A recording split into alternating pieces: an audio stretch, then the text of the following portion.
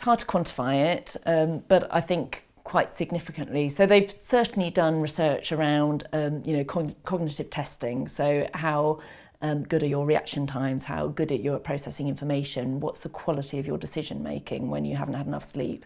And we know that there's a strong link between lack of sleep and your ability to function cognitively, because it's a biological need. So if we don't do it, we don't work as well. It's kind of very simple. So I think it's probably, and also of course the link to irritability and kind of, well-being is significant. So I think it is significant, and I think it's possibly another contributor to, perhaps workplace well-being, being more of an issue because people are actually getting less sleep. The other issue that happens in the workplace is insomnia related to stress. We're seeing more and more of this happening because, of course, we're expected to do more. We all have to look beautiful, so we have to sacrifice time to go to the gym. We all have to put in more work so that we don't get made redundant or we don't lose our jobs. And so it becomes quite a stressful cycle. Again, putting the day to bed before you go to bed, giving yourself enough time for sleep. I think that's also a thing. We do tend to trade it off. It tends to be a commodity. Actually, it's the one commodity we shouldn't be trading, because it's the one thing that we know that is related to whether we exercise or not, whether we're successful in our diets or not, and actually our productivity.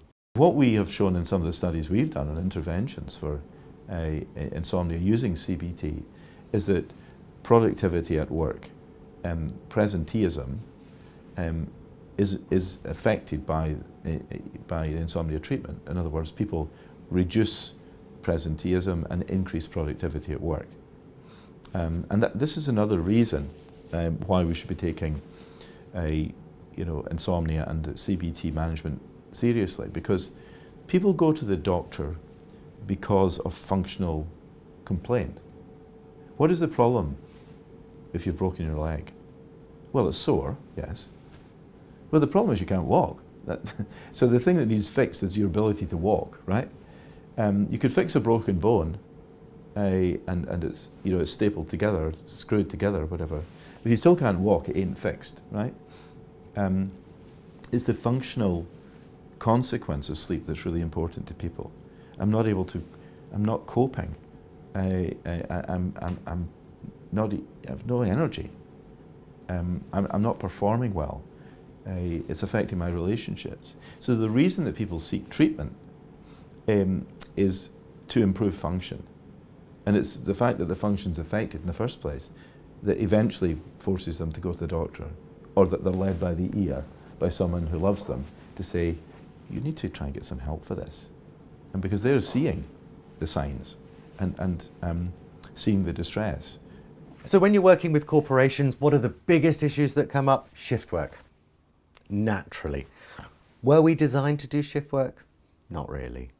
And the difficulty with that is, of course, people are then trying to sleep at a time that really they should be awake, and they're trying to be awake at a time they should be asleep.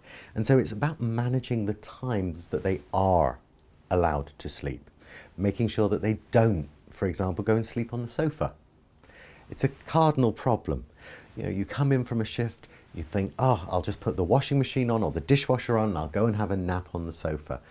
You've got all the noise of a daytime. The light's going to come in from the curtains because they're not going to have blackout blinds.